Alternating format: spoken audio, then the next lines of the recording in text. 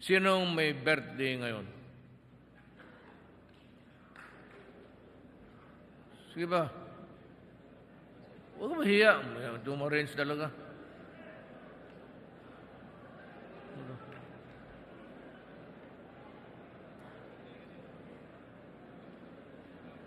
Sino pa dito?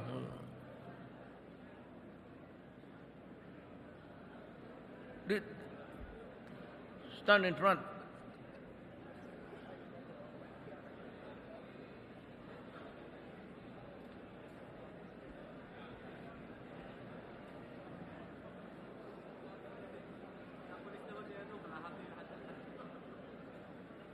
Sigurado, narinig ninyo, birthday, January na ngayon ha, hindi December.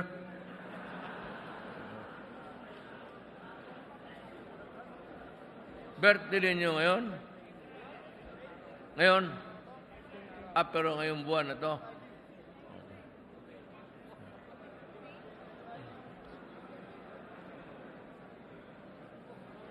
Today lang, sir. Sir, today lang, sir? Or January? Today Bilang. lang, sir? Bilangin mo. Today lang, sir. Ngayong araw lang, sir. Ito yung may araw na ito. Pero yung...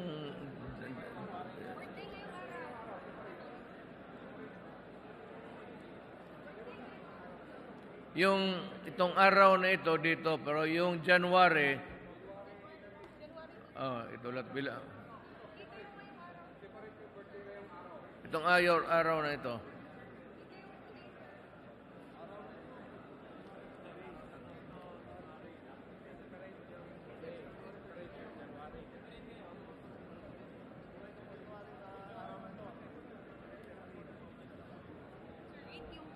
Bakit yung nag-birthday ngayon, mga gwapo, yung kayo hindi masyado? 8 yung today ngayon. Ang mag-birthday ngayon, sir. 8, sir. Okay, I'm going to give you, ibigay din sa pamilya ninyo, ha? Sa asawa, ito para sa birthday ninyo, pero itong pera na ito, hindi ito pang inom, hindi ito pang, banta kayo sa akin. Suntukin ko kayo. Ibigay talaga ninyo sa asawa ninyo. Okay? Pati dito, wala na. Lahat na, January na. God damn it, make a count. And I will, 50,000 rin. Si Senator Bongo, maraming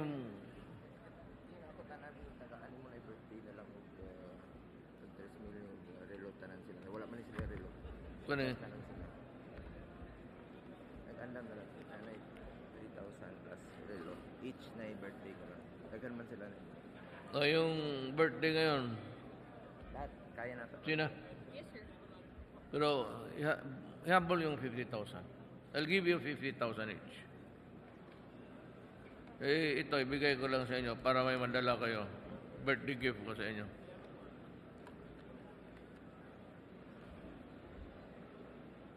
Yan, hindi yan sa girlfriend ha. Hindi pang girlfriend yan. Ganin nyo sa anak ninyo kung ayaw ninyo. Sina yung mga hindi awardee. Yung mga hindi awardee para meron matatanggap sila lahat. Ibalik mo. Bakit mo kinuha yan? Kasi meron natagaan na yata. Mapatay ka ng ikaw ni... Lahat ng mga sarapan.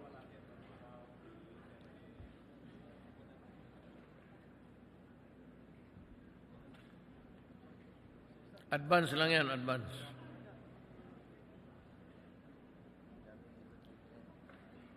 Yung awardees.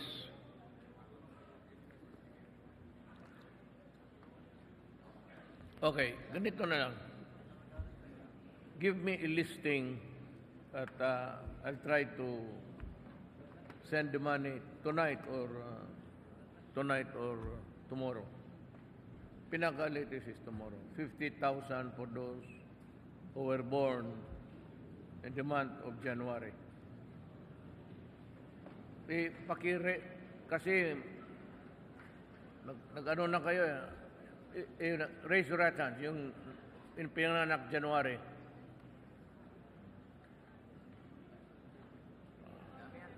Count natin na yan, ha?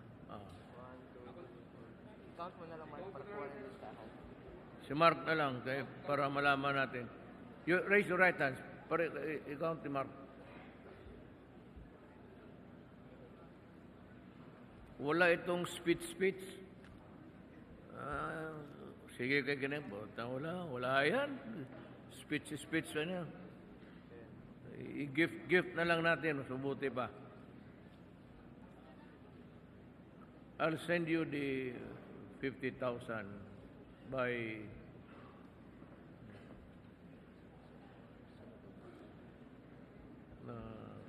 Wednesday.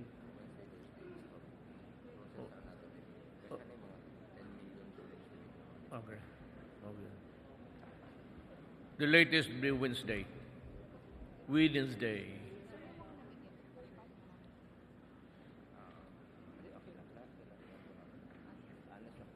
Tapusin ko ba itong speech o pira-pirahin na lang natin ito? Hindi, just to honor para lang naman sa namatay ng mga sundalo. I will read my speech. Such heroism was in full display during the Marawi operations. The 103 officers and 1,800 enlisted personnel who joined our all-out offensive against the enemy successfully regained the Mapandi, Bangolo, and Mashu bridges and recovered more than 80 million pesos of cash and checks. It does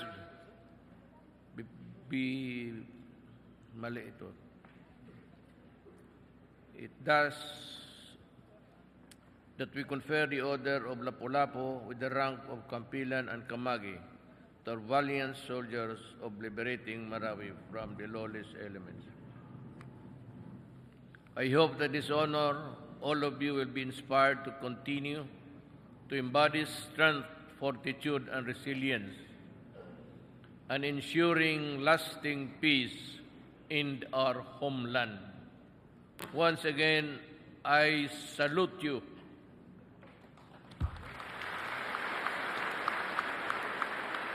I acknowledge the Philippine Marine Corps for its invaluable contribution and accomplishment in the areas of internal security operations, maritime security, patrol, and interdiction.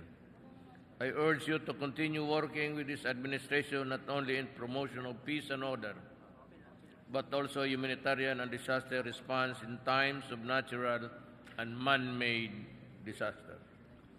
To our Marines, I assure you that this administration will continue to boost the morale, efficiency, and the responsiveness of our uniformed personnel through modernization, capacity building, and other meritorious initiatives. Since 2018, we have been fast-tracking the acquisition of vessels, aircraft, trucks, drones, and other equipment as part of the more than 283 billion pesos worth of projects under the second horizon of the revised AAP modernization program. We hope that by 2020, we would have capacitated the Marine Corps with the light armor system upgrade, squad rocket launchers, and force protection equipment in order to keep our forces at par with their foreign correspondents. I am also proud to announce that I will be handing the Glock pistols, Rock Island caliber 45, 50 caliber sniper rifles, and 5W VHF handheld radios and repeater systems in your operating units. It is my hope that through this advanced weaponry, you may efficiently protect our democratic institutions and uphold the rule of law. Together, let us safeguard our communities in pursuit of a more peaceful and secure nation. Umaasa talaga ako sa iyo. Not for me. I am not asking any loyalty. All of us, we remain loyal to the flag. And we should, under that flag is the written Constitution. We will follow the Constitution. And hindi tayo do not believe in itong mga revolutionary. yan, an extreme na kung talaga ang Pilipino wala ng pag-asa. At kung may pag-asa pa, may kunting, there's a light at the end of the tunnel, we would continue to observe obedience to the Constitution. Ako naman, sabi ko, lalo na yung nasugatan, do not be afraid. I will take care of you. And I will leave you, kung matapos na yan, yung lupa nila ninyo na malaki, hindi naman ninyo kailangan ganung kalaking lupa eh. So, Dominguez, by the way, yung ating Secretary of Finance, ang father-in-law niyan si Andros Airbase. Kaya he knows also ano ang sentimento ng sundalo. Kukunin namin ng malaking parte dyan. Ibigay namin sa inyo. Gusto ko idiretso sa inyo, pero si Dominguez, ang Secretary of Finance, ayaw niya. Gusto niya na mag-create ng extension sa GSIS. Tapos doon ilagay yung pera para yun ang operate. Billion yan. If you let it on lease, billion yan. It will give you money. Ano po. At malaman ninyo na ang Viluna, it's 50 million a month. Ang AFP, 50 million a month. Kaya wala talaga kayong sa pagkukulang ng medisina. Kasi nung right after Marawi, nagbigay ako kay Macario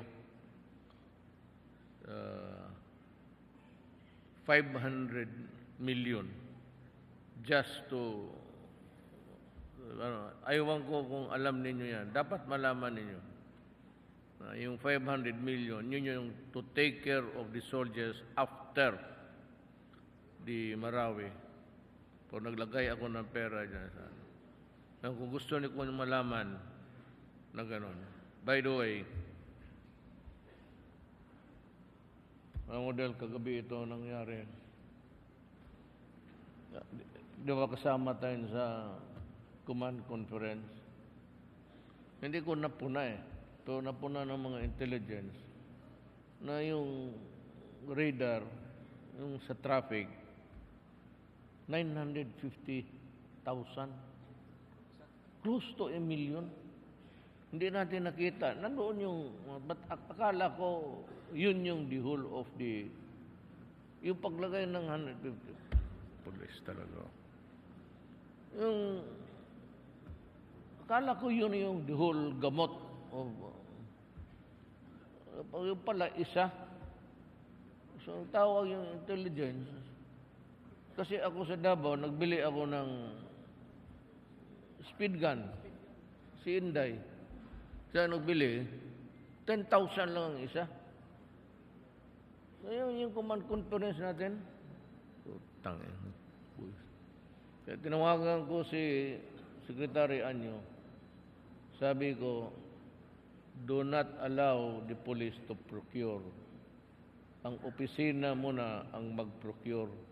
Marami namang generals dyan nag-retire na mga... Okay. They are not anymore. Tinanggal ko talaga. Paski clip. Nakang putang ng corruption. Hindi mo. Ibigay mo doon sa pulis na ano. Yung gano'n yung mag-overspeeding ka, meron sa Davao niya 10,000 lang. 915. Kaya galit ako kagabi, tinawagan ko si John Anyo, sabi ko, tanggalin mo yung procurement. Hindi na makaprocure ang polis. Si Anyo na ang magbili para sa inyo. May minsan gano'n. Pero mahal ko ang pulis. Ang problema, may mga ugok talaga dyan. I may be wrong, but certainly 950 million for just one radar traffic. Bullshit. Kaya tinawagan ko siya. Sabi ko, tanggalin mo yan. Tanggalin mo yung procurement dyan sa police. Hindi na yan sila makabili baski-clip. Ako, baski anong hingiin ninyo, basta legal lang, ibibigay ko. Walang problema yan. Yung hiningi lahat ni Secretary Lorenzana para sa iyo. You know, Secretary Lorenzana was just Colonel ka na ba nun, Del? Light Colonel ka na? Matagal ko na itong kilala si Delfino. Siya yung nagdala ng Scout Ranger sa 2nd Regiment sa Davao. Tagal lang kaming kilala. Kaya nung nasa Amerika siya, nag-retire na, sabi ko, bumalik ka dito. Wala kayong problema sa akin. If it's legal, there is really no problem at all. At saka huwag kayong matakot na may pera kayo. Kaya nga ako galit eh. Kung I said I may be wrong, pero certainly 950,000 radar is just stupid because yung sa Davao 10,000 lang. So, ako pag may pera, bigay ko sa iyo lahat. Walang problema. I take care of my soldiers. I love my soldiers because ito sabi ko sa nila, bakit dinoble ko yung sweldo? May critics. May some congressman. Sabi ko, alam ba ninyo na ginagawa talaga ninyong buhay ang sundalo pati pulis? Kung may landslide, sila ang maghukay. Kung may tidal wave, sila yung lalangoy. Kung may gulo, sila yung pupunta. Kung madumi ang lugar, ang pulis pati ang army ang utusan maglinis kung walang iba. Kung may basura hindi na kaya, army pati pulis. Kung may gera, sabi ko, may away, pulis pati army. Sabi tayo mga civilian, ako pupunta ako ng mga kampo, at least almost 85%. Hindi lang matamaan ng bagay. Nabutas yung helicopter doon sa Marawi. Nabutas man yung helicopter, tinamaan. Punta ako sa kampo. But I go out really to yung problema ninyo, sabihin ninyo sa akin. Alam ko, matagal akong mayor, 23 years. I know how to handle. Hindi naman, I'm not expert, but I know how to. Kaya lahat yan sila dumaan ng Mindanao. At lahat ng si Morente of Immigration, si Goy, sa drugs, Aquino, dumaan lahat niya sa Davao. And, sorry na lang, sila yung kilala ko. Pero, huwag kayong magano. Ang relasyon ko sa inyo personal. Hindi man ako military.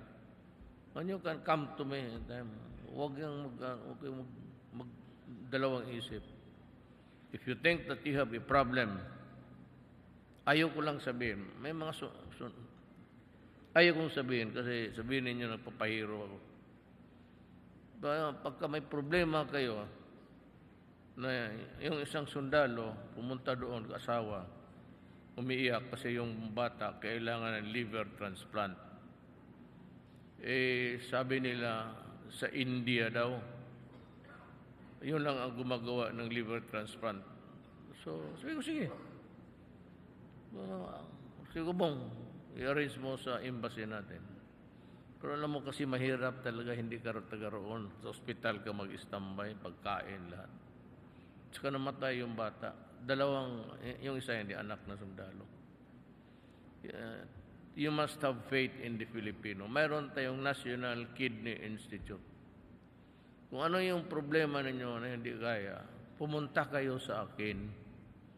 Huwag kayong magdusa-dusa, magtinginan ng asawa ninyo o kapatid mo. You ask,